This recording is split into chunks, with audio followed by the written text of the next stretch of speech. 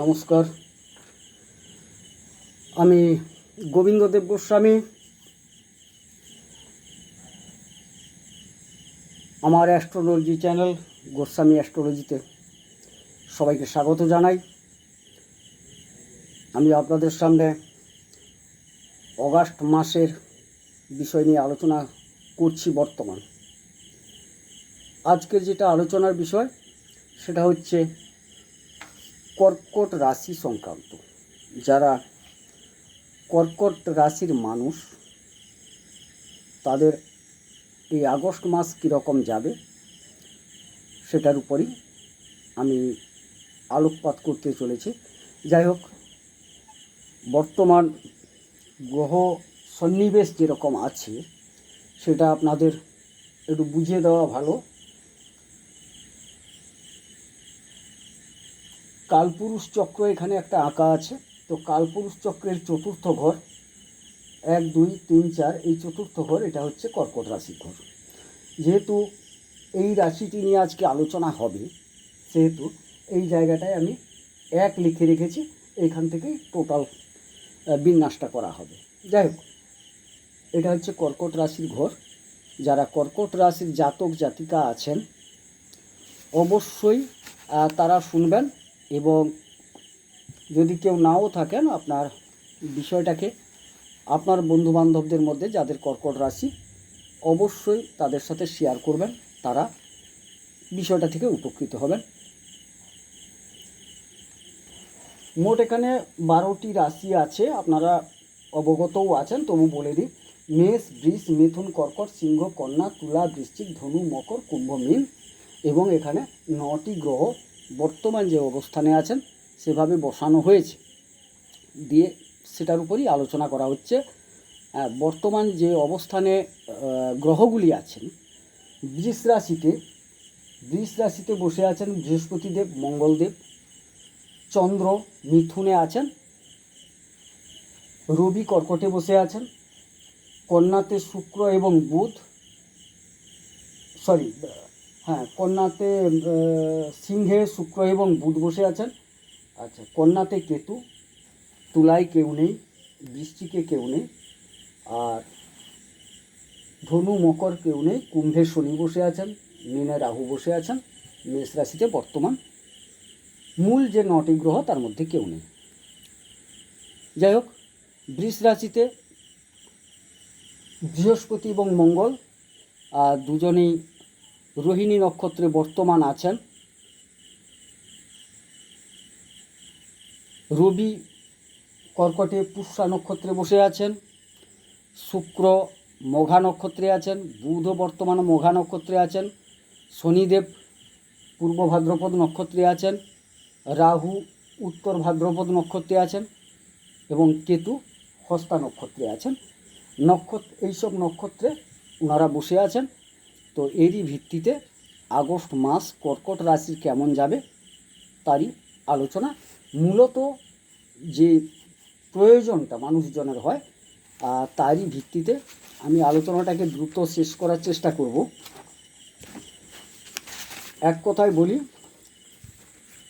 রবি 1 নম্বর ঘর, এখানে রবি বসে আছেন। এটা হচ্ছে 1 নম্বর ঘর, এইটা নিয়ে আমাদের আজকে আলোচনা। এখানে রবি বসে আছেন। তো যাই হোক, রবি পুষ্যা নক্ষত্রে বসে আছেন, শনি নক্ষত্রে বসে আছেন।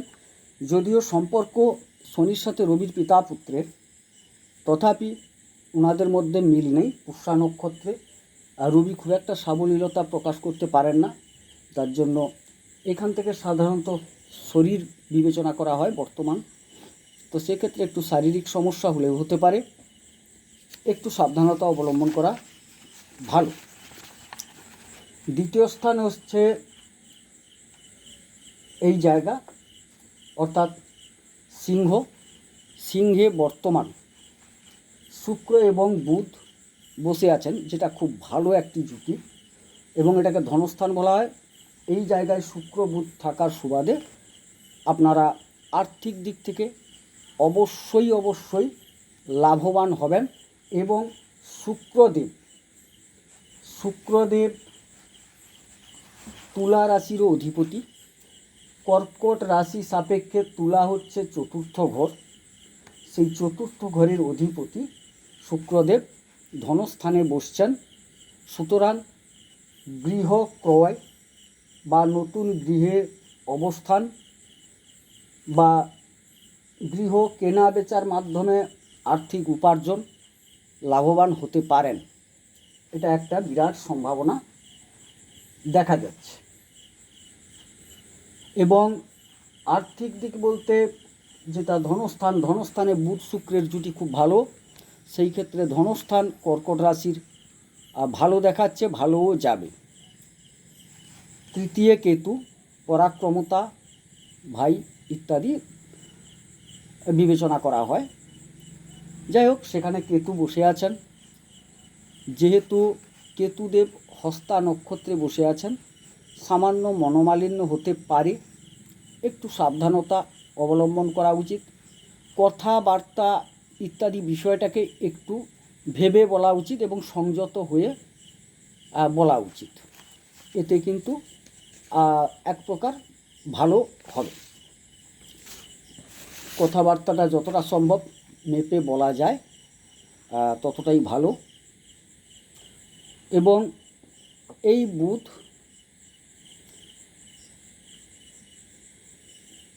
5 তারিখ বক্রী হবেন এবং 22 তারিখ রাশি পরিবর্তন করবেন, 29 তারিখ মার্গী হবেন।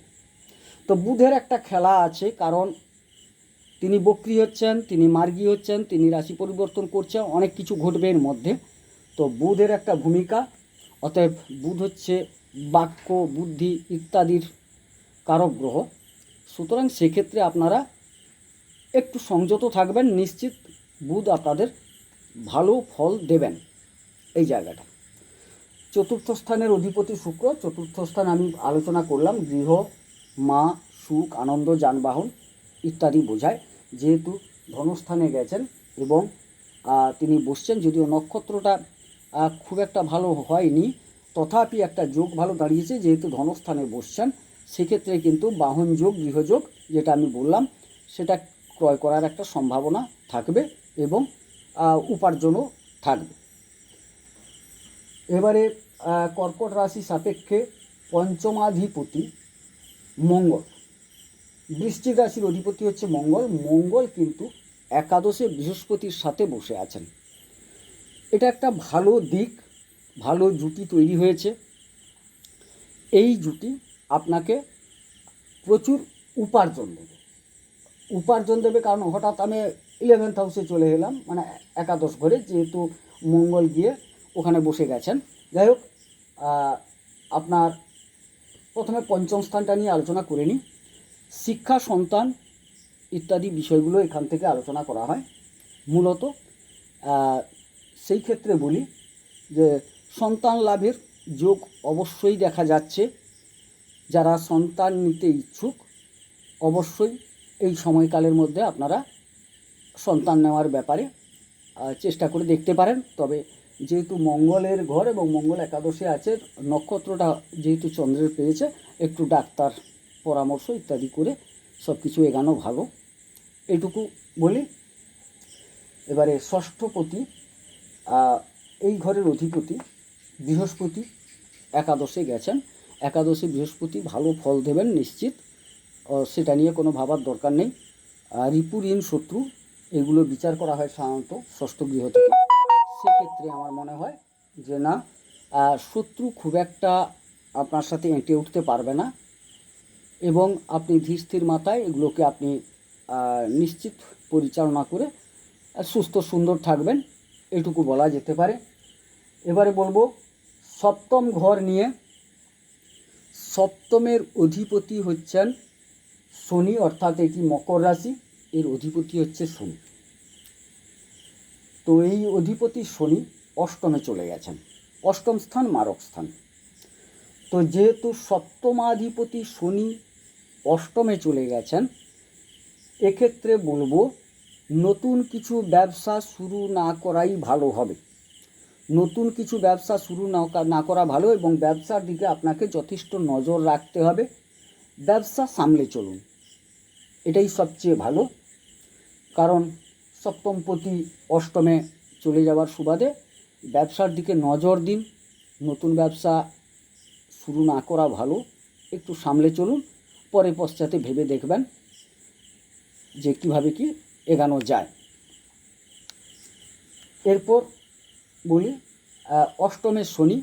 অষ্টম স্থান হচ্ছে মারক স্থান বিচার করা হয় এবং এখান থেকে একটা পরিবর্তন ভাবাও হয়, আরও অনেক কিছু ভাবা হয়। যাই হোক, সেখানে শনি বক্রী অবস্থায় আছেন। আমরা জানি বক্রী অবস্থায় যে কোনো গ্রহগুলো তীব্র ফল প্রদান করে এবং এই জায়গায় অষ্টমে শনি বক্রী অবস্থায় থাকার সুবাদে আপনাদের অষ্টমের শনি বলা হয় পাপগ্রহগুলি পাপস্থানে থাকলে ভালো ফল দেয়, দুস্থানে থাকলে ভালো ফল দেয়। এবারে যেহেতু তিনি বক্রী হয়েছেন, তীব্র ফল দান করবেন, সুতরাং আপনাদের একটু আমার মনে হয় সামলে চলা ভালো, কারণ যে যার চরিত্রের কিয়দাংশ হলেও তিনি প্রদান করবেন। তবে এই ক্ষেত্রে বলি, আপনারা একটু সৎ পথে চলুন, সৎ ভাবনা ভাবুন, গুরুজনদের শ্রদ্ধা সম্মান করুন, দেখবেন শনিদেব কিন্তু আপনাদের ভালো ফল দেবেন। ভালো ফল দেবেন এই কারণে, আপনি যদি রুটিন মাফিক চলেন, আপনার কর্মকে ঠিক করেন, সত্যবাদিতা, কৃচ্ছ সাধন, মানুষের সাথে সুন্দর ব্যবহার, লেবার শ্রেণীর সাথে মিষ্টি ব্যবহার করেন, তাইলে কিন্তু অবশ্যই শনিদেব সন্তুষ্ট হন। সেই জায়গায় আপনারা এইগুলো করুন, নিশ্চিত একটা ভালো ফল পাওয়ার সম্ভাবনা আছে। এবারে হচ্ছে নবম স্থান, যেখান থেকে আমরা মোটামুটি ভাগ্যটাকে বিচার করে থাকি, আরও অন্যান্য দিক বিচার হয়। মূলত যে বিষয়গুলো আপনাদের প্রয়োজন তার উপরেই আমি কথা বলছি। নবমে রাহু বসে আছেন। উত্তর ভাদ্রপদ নক্ষত্রে বসে আছেন রাহু। এবারে রাহু কিন্তু খুব একটা সুফল দিতে পারবেন না কর্কট রাশির মানুষদের। একটু সাবধানতা অবলম্বন করা উচিত। অর্থাৎ আপনাকে একটু আগে যেটা বললাম, ভাগ্যের সাথ খুব একটা পাবেন না বা সহায়তা খুব একটা পাবেন না। নিষ্ঠার সাথে কর্ম করে কিন্তু উপার্জন করবেন, উপার্জন যোগ কিন্তু আছে। এবারে বলা হচ্ছে যে কর্মপতি অর্থাৎ দশম ঘরের অধিপতি, মেষের অধিপতি মঙ্গল একাদশে, এখান থেকে কর্ম বিচার করা হয়, কাজ বিচার করা হয়। কর্মপ্রাপ্তির যোগ অবশ্যই আছে, অবশ্যই চেষ্টা করুন। যারা কর্কট রাশির মানুষ তারা চেষ্টা করুন। দশমপতি একাদশে গেছেন, খুব ভালো একটা জায়গা, ভালো জায়গায় গেছেন। নিশ্চিতভাবে আপনাদের চেষ্টা চালিয়ে যেতে হবে। আপনারা চেষ্টা চালিয়ে যান। যদিও ভাগ্যপতি আপনাদের ভাগ্যের জায়গায় যে বসে আছেন রাহুদেব, সেই জায়গায় কতটা সাথ দেবেন সেটা মুশকিল অবস্থা আছে, তবুও আপনাদের চেষ্টা করে যেতে হবে, যেহেতু দশমপতি মঙ্গল একাদশে গেছেন। সুতরাং সেক্ষেত্রে একটা অবশ্যই সুযোগ তৈরি হয়েছে, যে সুযোগটাকে আপনাকে কাজে লাগাতে হবে।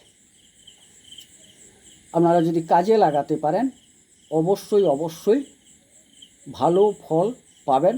কর্মপ্রাপ্তি ঘটার সম্ভাবনা আছে এবং কর্মস্থলে সম্মান প্রাপ্তিরও সম্ভাবনা আছে, যেহেতু বৃহস্পতি বসে আছেন সঙ্গে।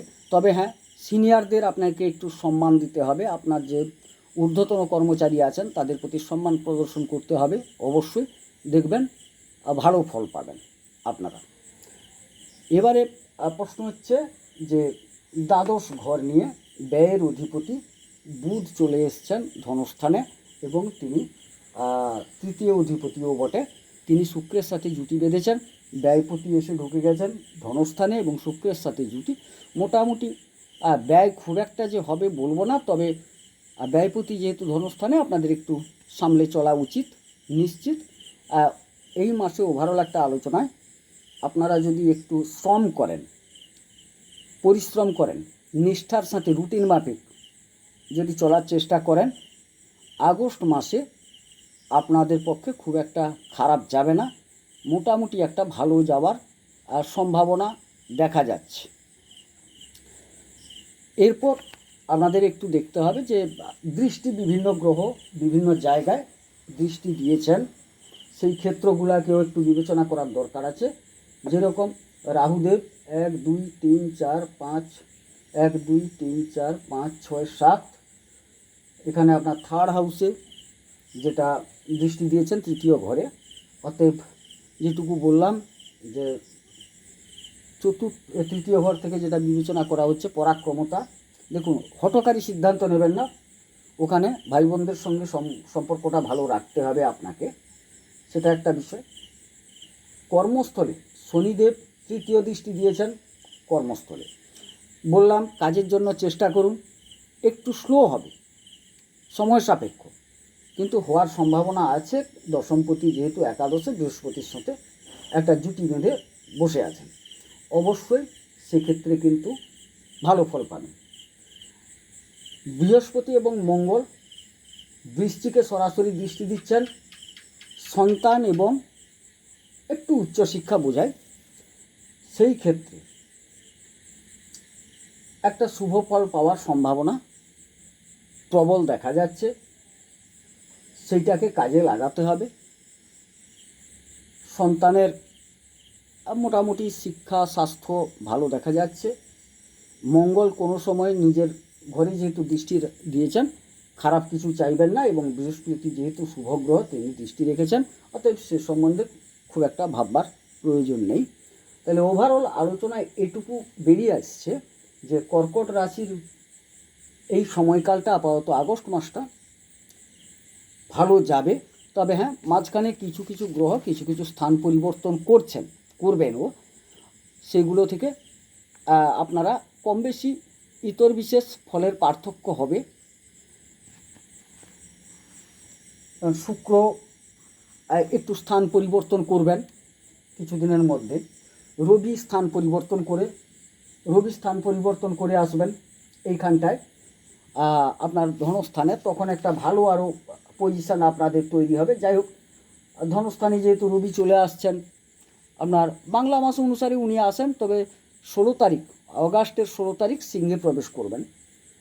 সুতরাং এখানে তখন একটা ভালো যোগ, ধনস্থানে একটা শক্তি বৃদ্ধি হবে, সুতরাং আর্থিক দিকটা আরও বরং ভালো হওয়ার সম্ভাবনা দেখা যাচ্ছে। তো যাই হোক, আমরা সাধারণত একটু শরীর স্বাস্থ্য, অর্থ, কর্ম এগুলো নিয়ে একটু বিশদভাবে সবাই জানতে চাই। সেই থেকে দেখা যাচ্ছে কর্কট রাশির ক্ষেত্রে মোটামুটি আগস্ট মাসটা ভালো যাওয়ার সম্ভাবনা বেশি। হ্যাঁ, কিয়দাংশে কিছুটা আগে কিছুটা পরে সেরকমই দেখা যাচ্ছে। তো সর্বোপরি বলে রাখি, এই আলোচনাটা হচ্ছে একটা স্থূল আলোচনা, ওভারঅল একটা আলোচনা, কিন্তু যে যার যে নিজস্ব হরস্কোপ আছে, অর্থাৎ জন্মকুণ্ডলী আছে, তাতে এই গ্রহগুলির অবস্থান কি আছে না আছে তার উপর বিন্যাস করে সূক্ষ্মাণুসূক্ষ্ম আলোচনার মাধ্যমে সিদ্ধান্ত গ্রহণ করা উচিত। কিন্তু এই জায়গাটায় দেখা যাচ্ছে যে মোটামুটি একটা ওভারঅল দিক থেকে বিচার বিশ্লেষণ করে দেখা যায় যে কর্কট রাশির মানুষজন আগস্ট মাসে বেশিরভাগ ক্ষেত্রে ভালো ফল পাওয়ার সম্ভাবনা অধিক। সুতরাং আপনারা আপনাদের কর্মপ্রচেষ্টা চালিয়ে যান। উপার্জনের যেহেতু সুযোগ আছে, কর্ম না করে তো উপার্জন হয় না, তো কর্ম আপনাকে করতে হবে। কর্ম করুন, পজিটিভ থাকুন, নিশ্চিতভাবে আপনারা ভালো একটা সময় পেয়েছেন, কাজে লাগান। আর একটা কথা বলে রাখি, আমার এই ছক অনুসারে দেখা যাচ্ছে বর্তমান শনি এবং রাহু, একে একটু শান্ত করার ভালো, কারণ কিছু কিছু গ্রহকে শক্তি দেওয়া ভালো, কিছু কিছু গ্রহকে শান্ত করা ভালো, প্রশমিত করা ভালো। যে গ্রহগুলি আপনার বিপক্ষে থাকছে তাকে শান্ত করুন, যে গ্রহগুলি পক্ষে থাকছে তাকে শক্তি প্রদান করুন, তাতে অনেকটা শুভ ফল পাবেন। আমি মনে করি এই আগস্ট মাসে কর্কট রাশির যারা জাতক জাতিকা আছেন তারা শনির কবচ পাঠ করুন, শনি স্তোত্র পাঠ করুন, শনির বীজ পাঠ করুন, এবং রাহুর কবচ, রাহু স্তোত্র, রাহুর বীজ পাঠ করুন। আমার চ্যানেলে আপনারা একটু দেখবেন, সেখানে পেয়ে যাবেন শনি গ্রহকে সন্তুষ্ট করার জন্য কবচ পাঠ অবশ্যই করা আছে, সেখানে আপনারা কবচটা পেয়ে যাবেন। রাহুর জন্য সম্ভবত করা নেই, তবু আমি করে দেব ইতিমধ্যে। তো আপনারা কন্টিনিউ যদি পাঠও না করতে পারেন, সারাদিনে 2বার সময় করে শান্ত মনে কবচগুলো শ্রবণ করবেন, তাতেও অনেকটা উপকৃত হবেন। আপনারা নিশ্চিত জানেন, সবাই কীর্তন করেন না, কিছু মানুষ কীর্তন শোনেন। যারা কীর্তন শোনেন তারাও পুণ্য সঞ্চয় করেন, তাহলে শ্রবণের মাধ্যমেও অনেক কিছু ঘটে। সেক্ষেত্রে আমি বলবো, আপনারা যদি পাঠ করতে না পারেন, কমসে কম কবচগুলো আমি পাঠ করেছি শ্রবণ করুন, তাতেও উপকৃত হবেন। আর যারা পাঠ করতে চাইছেন, কবচ করতে পারলে ভালো, স্তোত্র করতে পারলে ভালো। আর পারলে আপনারা শনির এবং রাহুর বীজ কমপক্ষে 10বার করে পাঠ করুন, তাতে উপকৃত হবেন। যাই হোক, শনির বীজ মন্ত্রটি বলে দিচ্ছি, ওং ঐং হ্রিং শ্রীং শনৈশ্চরায়, এটি 10বার পাঠ করুন। এবং রাহুর বীজ মন্ত্র ওং ঐং হ্রিং রাহবে, এটাও কমপক্ষে 10বার পাঠ করুন, তাতে আপনারা অনেকটা উপকৃত হবেন। এই প্রত্যাশা করে সবাইকে শুভেচ্ছা, ধন্যবাদ, অভিনন্দন জানাচ্ছি। প্রত্যাশা করি যদি ভিডিওটি ভালো লাগে লাইক করবেন, শেয়ার করবেন, কারণ আমি কথা বেশি বা বাড়িয়ে বলা পছন্দ করি না। মানুষজনের যেটুকু প্রয়োজন আর সেটুকুই বলার চেষ্টা করি। তো প্রতি মাসে আপনারা পেয়ে যাবেন। এটা আগস্ট মাসের কর্কট রাশি সাপেক্ষে আপনাদের সামনে উপস্থাপিত করলাম। সবাই ভালো থাকুন, সুস্থ থাকুন, ঈশ্বর সকলের মঙ্গল করুন, মঙ্গল হোক। নমস্কার।